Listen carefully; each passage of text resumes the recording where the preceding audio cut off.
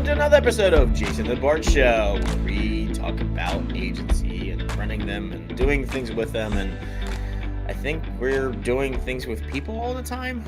Is that what we're doing? I don't know if I want to say I'm doing things with people because I HR will meant, I get me mean, in we trouble. help people. I know. Helping people But do their job well. we're trying to pass along that wisdom. How you doing, buddy?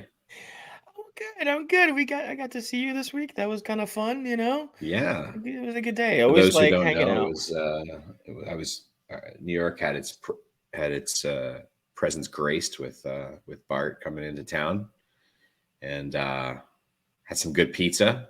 Didn't wait Yeah, in some line good too pizza. long. No, it was actually easy. I think it's because there's just two of us. If you're kind of longer, it gets a little. It's tourist Yeah, trap, so, but it's pretty decent pizza, so it can't is. complain. Line waiting also during like global warming is uh, more A palatable, little I easier. It guess. wasn't that cold. Yeah, It I wasn't mean that bad. we went to Just John's, and terrible. everybody, if you live in New York, John's is a tourist trap. John's a We know, bleaker, we know it's but a it's tourist good. trap, but it's good. I like their pizza. It It's was good. delicious, and It we had is a good good. conversation about nothing to do with HR, or maybe we did for the moment. You know, every the most important resource we have are our human resources, right? And so I think every conversation winds up to a certain extent being around people, whether it's Yeah. clients or employees or what have you. So yeah, we thought we would bring a little HR flavor to the conversation today. I think certainly a lot of conversations that I'm having with several people are really around still remain around hiring and firing, and the labor market, and I think also sort of the never ending evolution of this period as it pertains to HR. I mean, for example, I was having a coffee this morning with a woman who doesn't run a digital agency. She runs a couple of bookstores and a stationery store here in the city. And she was trying to understand, like, how is it that, after the pandemic, while her revenue continued to go up, she wasn't seeing profitability go up. So start breaking it down, and you start taking a look at like her payroll costs, right? The cost of her labor, and she's taking home like 10% less than she was taking home in 2019, but her staff is bringing home almost 60% more than they were bringing home in 2019, right? And I think that for a lot of owners out there, we've really done well by our people because we understood how important it was Yep. to support and back those people through some very difficult times. There's a lot of uncertainty for our employees during those times, and I think a lot of folks spend a lot of time giving quite a bit, right? And then, of course, in 21, you kind of had the labor market really got a little bit askew with all the demand coming from the employer, right? And the employee having a ton of leverage in that space. And you were seeing sort of astronomical increases in average salaries across the board, going up really no matter what role you were hiring for. But as I was telling her this morning, what's interesting is, and I think maybe for some owners out there too are experiencing this, I I feel like this is an unprecedented thing that we went through, and it's an unprecedented thing that we're coming out of to a certain Hmm. extent, right? And as a Yep. result of that, I think everybody's trying to figure out, like, what is this labor market that I'm actually dealing with? Because I still don't think we really know. I still think it's kind of evening itself out and normalizing itself. I think we had these incredible peaks and valleys over the last couple of years of needing people, not needing people, laying people off, bringing people back, remote work from home, hybrid work, increases in cost, increases in salaries for doing the same jobs, et cetera, right? And it's a lot to take on at one point. And now we're kind of coming out, right, on the other side of it. Yeah. And the labor market is also twisting itself while we're coming out, in a way, almost back to the way things were a bit more pre-pandemic. So I think it's super interesting as these folks sort of navigate through the HR wilderness of what's out there.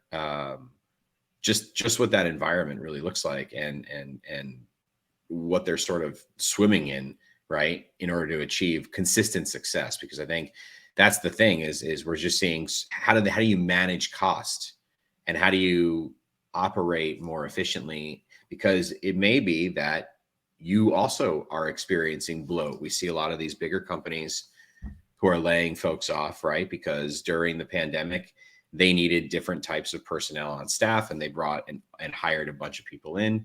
And I think a lot of small businesses did the same through the pandemic.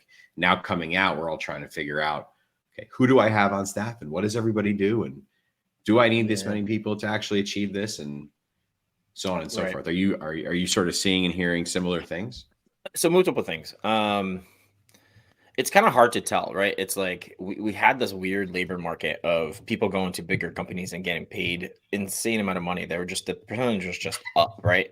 Good for them. Companies were paying that. Small companies could not afford that stuff, right? When you have big companies offering you money that is triple the what your salary is now, of course you're gonna go. Why not?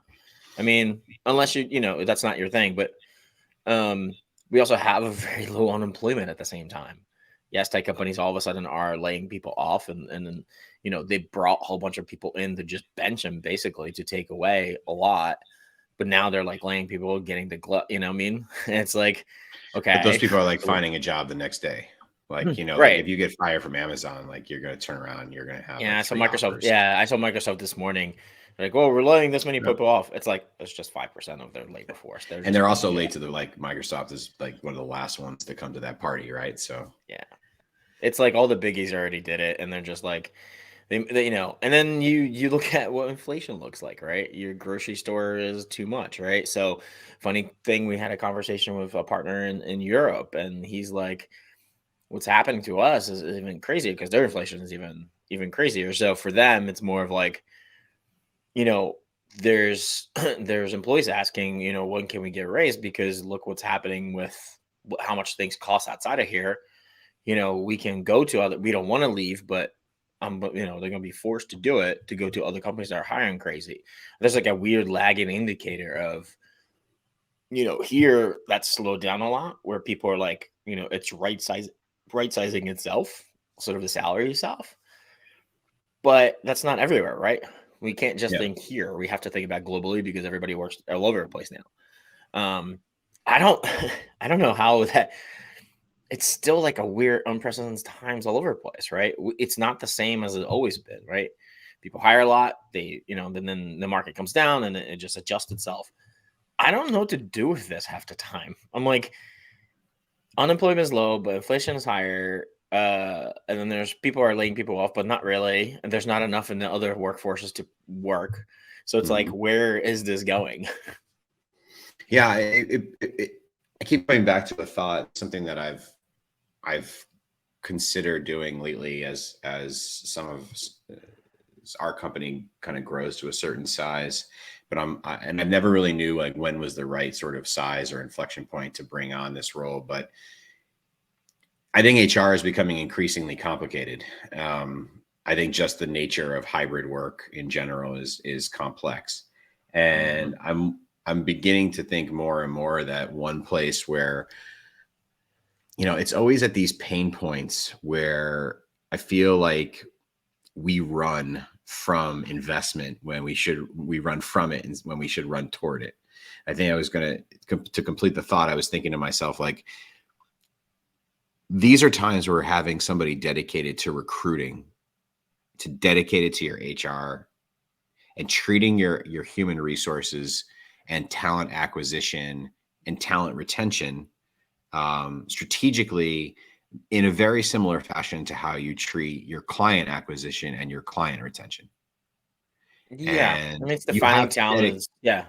you Yeah. have dedicated people on your team for the client side, but Right. it's very rare at a smaller boutique company where you're going to see the same investment dedicated toward the talent side. And I think as I start to think more and we go through this more and also we hit a certain size, I just wonder more and more if that's not just something that companies should seriously take a look at investing in, because it is absolutely a full-time job. And it's not Yeah. just about bringing people in, it's also about having somebody dedicated to paying attention to the satisfaction of the employment environment that you're providing for the team, right? Are you providing a good place to work? Are you getting the most Right. out of people? Are you Right. driving optimization among your team? Because it's also, I think, a good HR person, a good recruiting person, it's not just about who you're adding to the team. It can also be about replacing and upgrading. And I think that's just as important in a small business. I think a lot of times we get stuck in this like, oh, but Johnny's been with us for 9 years. And you're like, yeah, Johnny's been with us for 9 years. He stopped learning how to do anything new 7 years ago. He's been doing the same thing for 7 years, and Johnny's really good at that thing. But Johnny's also been getting raises for the last 7 years to do the same thing. And you start having those kind of value-based conversations around the value that your employees are bringing back, as opposed to their cost, and having maybe somebody dedicated to that role internally can reap some benefits for owners. What do you think about that? Yeah, I think so. The problem is it's a cost center, right? Like, can you spend that money 100%. out? Right? It's when it is. Like, can you actually spend that money? I mean, I think you should always be recruiting and figuring that out. Um, Somebody like us, we definitely can't afford to put that kind of person in there. You know what I mean? Like, I get what you're saying, but I think that trying to be a smaller company and where your margins are running or whatever, however you're running or thin, that's a cost center. That's another developer. True, That's another. You know what I mean? So but don't you think a lot of the people who spend their time doing the hiring and all the HR stuff are the same people who probably, in a lot of cases, when they're running their business, are the same people responsible for doing like business development? So would you say that like giving them back more time to focus on sales, for example, or bringing in revenue might offset that kind of investment in 80 to $100,000 a year person internally? yeah, yeah, Like, kind is of. the ROI on that role? Yeah. Yeah, I mean, when you're small, like I don't, when you're 10, 15, 20, I don't think that person is going to be a good thing. You know what I mean? Like I don't think it's valuable, but I don't think a company that small will Yeah. pick one up, right? And Like that's where, that is we're at that's the 35. And owners. so I'm starting to, for us and some of the other folks I'm talking to, I'm just wonder, and then the people who tend to have them, um, generally, you're right. They tend to be larger organizations in terms of headcount. But they also like, that is also how they've sort of been able to scale responsibly, right? Because they're Sure. But then constantly my question optimizing their is, team. right? By the way, I hate the word resources when it comes to people. So Sure. really do. But then it comes to people, right? Is it a HR person that handles all the benefits, all that stuff or is it a recruiting person, right? Or head of Mhm. people or any one of those? Like that's not just one person. You know what I mean? A recruiter that will recruit internal recruiting, Yeah, that's not going to be 100%. a person that handles the benefits. That's not how it's supposed to work. Mhm. So then you got to look at those kind of two things, and it's a little harder to figure it out, in my opinion. Yeah, I mean, if you're throwing the 30, 35 people, and you need to recruit, yeah, I mean, that's probably a good idea to have somebody. I just feel like if you're trying to grow as an owner, and again, my philosophy is always like, if you're serious about that, like do nothing but BD and evangelism and find other people to do all the other stuff. Um, Yeah, I then mean, I there's think always it might the, be worthwhile to consider. I mean, there's always the idea of like owners should be always recruiting and they should be always be selling. That's just like the thing there.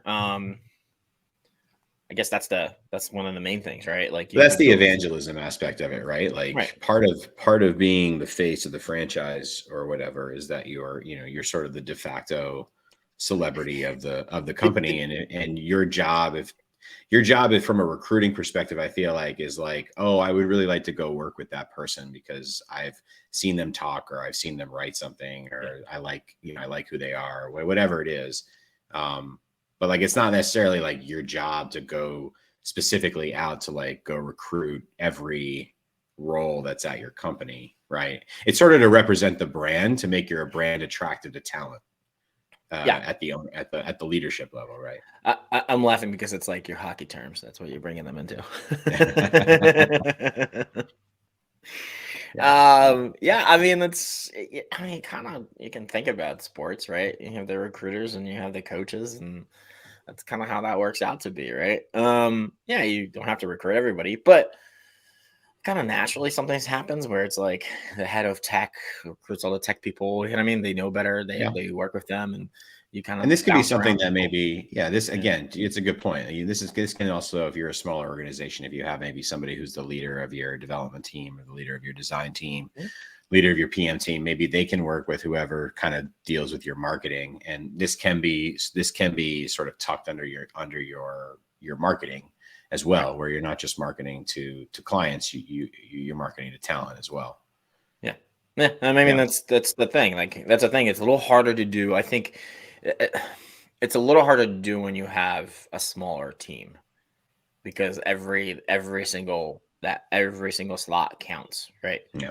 Like what does that look like, and what are you pushing, what's the most important thing at that moment? And a lot of times that happens too, right?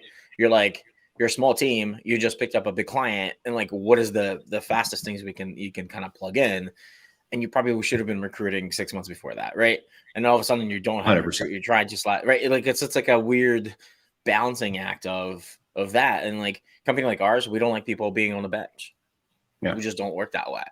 I want people working, and people want to work. I don't think, bigger companies do the whole bench thing. I don't think any developer wants to be, or any sort of person who creates and does the work of production work. They don't want to be on the bench. You don't want to be sitting there Well, going, meh.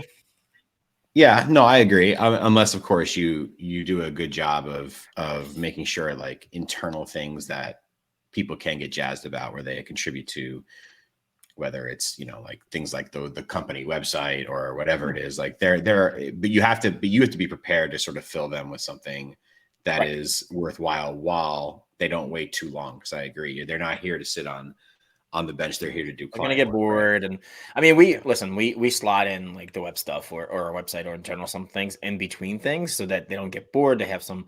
They're not get bored of one project they've been working on forever. So we kind of like slot the stuff in there, but yeah. we don't just bench people. We try to not do that So one of as the much as things we I can. think, yeah, yeah. So one of the things I think that we see also is sort of a changing labor market, right? From drastically different than where it was, 12 or 18 months ago, Hmm. where, to your point, people were leaving agencies like ours and going to mega cap tech companies and making 3 times as much to do the same job. What's interesting is you had a lot of people, I think, who made those changes wound up looking to come back as well, right? Because yes, can't compete with the money, but you can compete with lifestyle. You can compete with my least favorite phrase in business, work-life balance. But That money you has to can pay not for something, right? right, exactly. And not, by the way, not because I don't think people should have a balance in their lives or whatever, but I just, that phrase has been so like misconstrued and misrepresented for so long. It's terrible. But yeah, I mean, as you see, as we see sort of a changing labor market, uh, this is sometimes hard to say to owners, but patience at this point, if you can, I think is going to be a virtue, because I think the market in general just needs a little bit of extra time to kind of, again, to kind of level out. It just needs to even out a little bit, figure out what it is, figure out what's actually available for people Right. in terms of jobs and so forth. So everything starts to settle down. I think one of the things we are already seeing, though, is definitely the supply demand seesaw is definitely becoming a little bit more even. And I don't think we're Mhm. seeing salaries commanded at the same levels we were seeing like over the summer of 2021. Yeah, I don't think we are, which is good. It's a good thing. Yeah, It's a good 100%. thing. Yeah, I mean, so hopefully, I think if as you address your team, as you take an audit of your teams, as you get into Q1 and into 2023, figuring out, I think, an internal way to sort of audit, I think, is also really important. This is something we struggle with.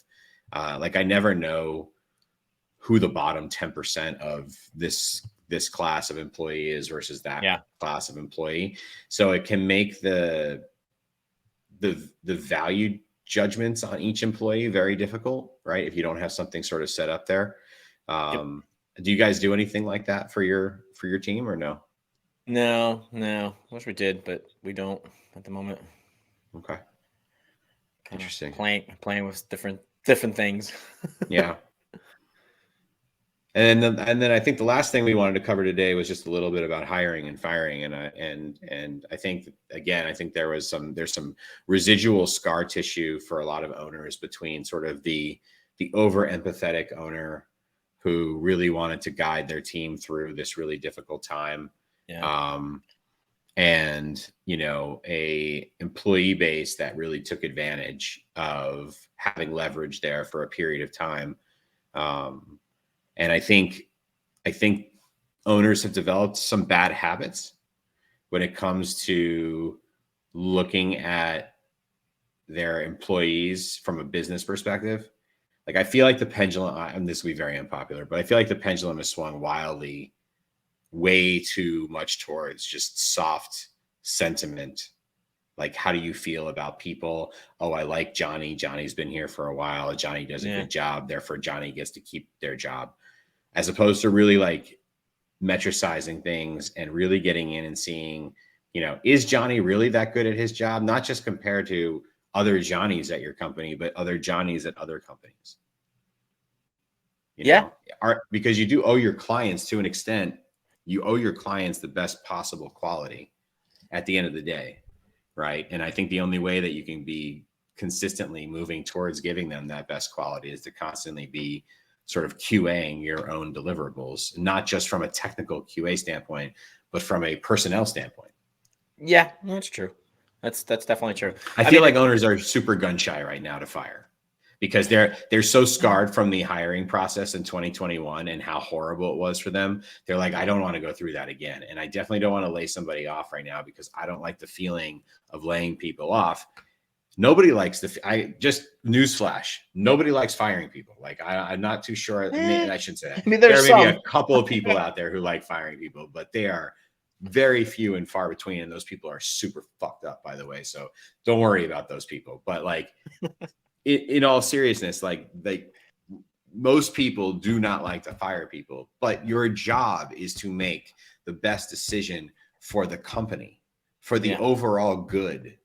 It's utilitarianism, right? So you want to really take a look at it and go, hey, like, again, they really like this person, but is it fair to everybody, not just to me, but to everybody else? And I'm telling you, I'm watching these owners take like less and less, and the teams are getting more and more. And you just wonder, like, at some point, there's going to be a breaking point. I mean, we see it all the time that I think owners are stressed. They're pretty much to their max. They're maxed out. Mm-hmm. And I don't necessarily feel like the employee base is quite as maxed out as the ownership base or the leadership. I can tell you, bud, I am maxed out. Yeah. I mean, you've seen that. You and I had these conversations. Like, so I'm maxed. It's a lot of people are. Yeah, you go through hell and back and try to survive and making sure everybody is taken care of, and at some point it breaks. I didn't start a company not to just to be.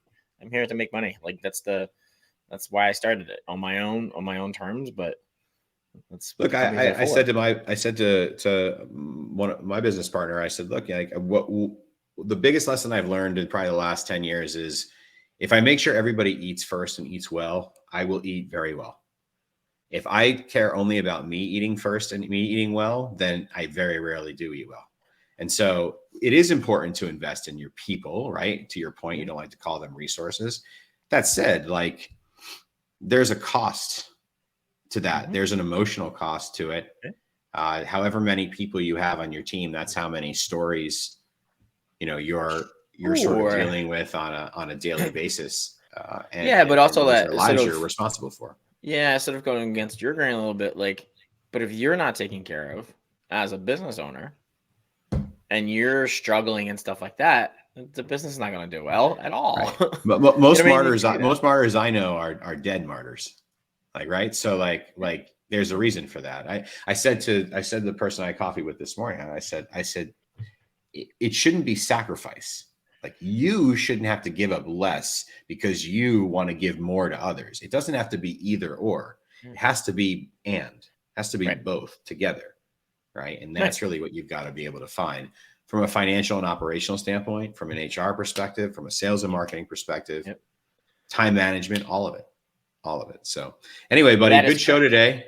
Good show Yeah. today. Ask the last question, buddy. Oh yeah, well, that's right. What are we into? What are we into this week? What am I into? Oh, I got some good shit too. Do you? Because Yeah. I got nothing at the moment, so I'm kind of like You have I'm kind of nothing? blank. You have I nothing? haven't watched TV. I've been in New York for I've been traveling, like, buddy. Like, I Terrible. understand. Like, I'm just Terrible. not All into. right. I'm just working. I got a bunch of stuff. So if you're into investing, a couple of things, Compound and Friends and What Are Your Thoughts podcast. Check them out on all the places where you want to check them out. They're fun. They're informative and not overly technical, which is great. Also, if you like to read, a great blog, a guy named Matt Levine from Bloomberg does an awesome daily update. And then there's another podcast called The Transcript. Highly recommend. From an entertainment standpoint, dude, I watched The Last of Us on HBO last night, based on the video game. Okay. The guy from The Mandalorian is in it. It was good. First episode. So Awesome. So definitely check that out. And of course, did see the trailer for The Mandalorian season 3 coming in March. That looks good. It's coming. Yeah, it's gonna be good. Listen, man, go watch some television and do something and come tell us what you're doing. There's no time for that, buddy. All right, guy. Thank you for another great show. We'll see you next. Enjoyed it. See you, everybody.